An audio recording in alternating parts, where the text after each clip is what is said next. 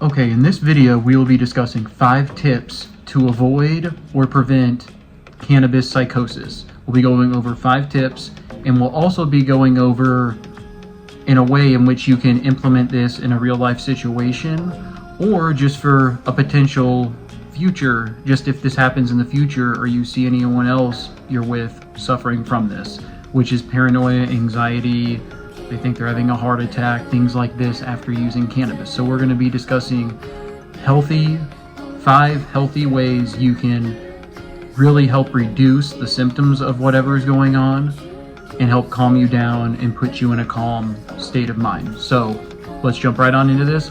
Like and subscribe. All right, the first tip to avoid THC psychosis. Number 1, environment. Meaning, if you are thinking about using cannabis in the future, even if you're a vet using it, you've been using it for a long time. With today's different types of cannabis that can be purchased now, there is some very strong THC flower out there. And not only that, there's the oils, there's the pens, there's things of that nature, and the biggest thing, the edibles. So environment, meaning if you're planning on using this or even going out to a friend's environment, being with a trusted one, or at least being in an environment that you feel comfortable in, this will really help reduce the chances of having, more importantly, an anxiety or paranoia, or having paranoia, which, if it continues sometimes and you can't get it under control, can lead to a minor a minor psychotic episode. And though uncommon, I don't want to scare anyone on that, but that's why we learn these techniques. And once again, I'm not saying that will happen to you, it's just these things can only help you. So environment, safe environment. Never driving. If you are driving and you're stoned, you ate an edible, something like that, the best thing you can do, honestly, is pull over, call a friend. Now, if it's at night and whatnot, that's different, but that's why we talk about these things, okay? So, number 1's environment. Number two, call a friend. That kind of goes with all these in number 1. If you have someone you can call, you trust, talk to them. That really will help relieve that anxiety, that feeling of, oh my gosh, something's going on with me. Once again, a common thing people say is, I'm having a heart attack. And the heart rate is high, but sometimes you're a little bit more alert on what's going on internally, I would say, as well, and just your environment. So calling a friend, if that's an option, is great. If you can't call a friend, that's fine. You can always watch a Netflix show. If you have to get on your phone to try to distract you, music, that's a whole nother thing. That goes along with kind of number 2 of call a friend, is trying to relieve those symptoms by changing those feelings you're going through. Number 3, this one, you'll wanna remain having a low body temperature. Meaning, a lot of times people will report, oh, I'm feeling hot, I'm breathing heavy. They'll want to, just things like you'll feel very uncomfortable. You'll want to take off the layers you have on. So if you have access to this, I would say an ice pack or a cold beverage, which goes with number 4 of water. So 3 and 4 kind of go together. If you don't have access to an ice pack, because what that does is when you put that on your body, obviously don't put it directly on your skin.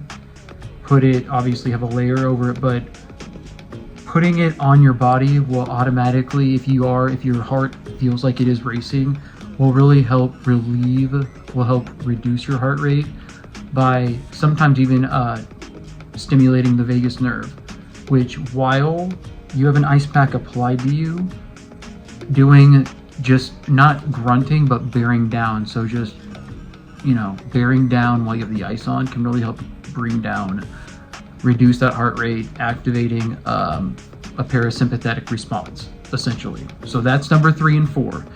And the big thing is, number 5 I will always put on here, just because it is that important, that before you consume anything, always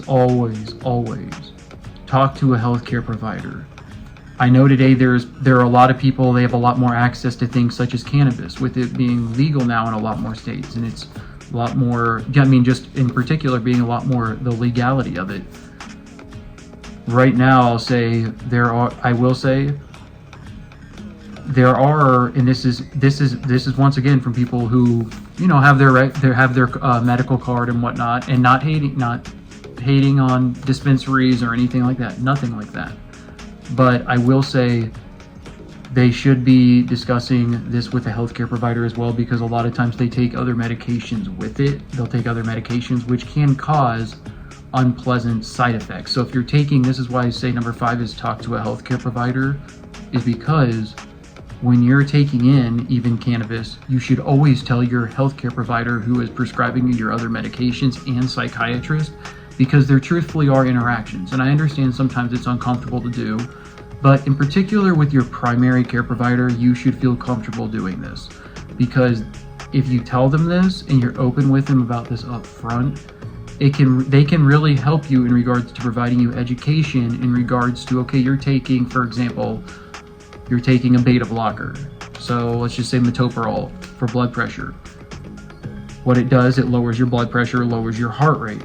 So, for example, if you were feeling an anxiety attack and whatnot coming on, I would actually measure your heart rate first, because reason being, if your heart rate is low, I would not, for example, use the water or the ice pack. So these are things you can discuss with your doctor. That's why always talk to your healthcare provider. But these, once again, this is coming from a psychiatric RN, and everyone, I'll just say, had their past when it comes to things like this in their past.